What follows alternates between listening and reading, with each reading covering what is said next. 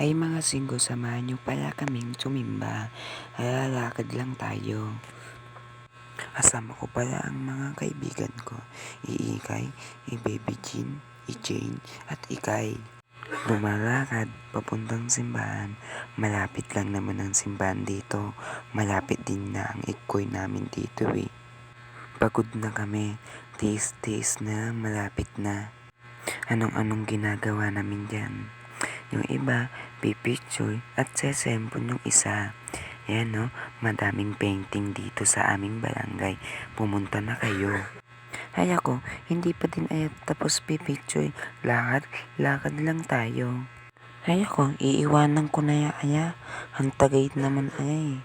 Time ng linggo, dapat sumisimba tayo. Hindi lang tayo tambay. Dapat lumalapit din tayo sa Diyos. Ay ako, ang likot naman ng asama ko. Lakad lang naman tayo ah. Kunti na lang, malapit na kami pumunta sa simbahan. Ay ako, tatawid muna kami. Ay ako, kunting lakad na lang, nakikita ko na ang likod ng simbahan.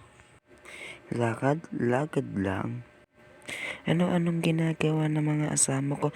Higay ayusin mo yung buhok mo. Ay ako, tumatakbo na kami dyan, late na kami ng simba. Sige, picture pa time.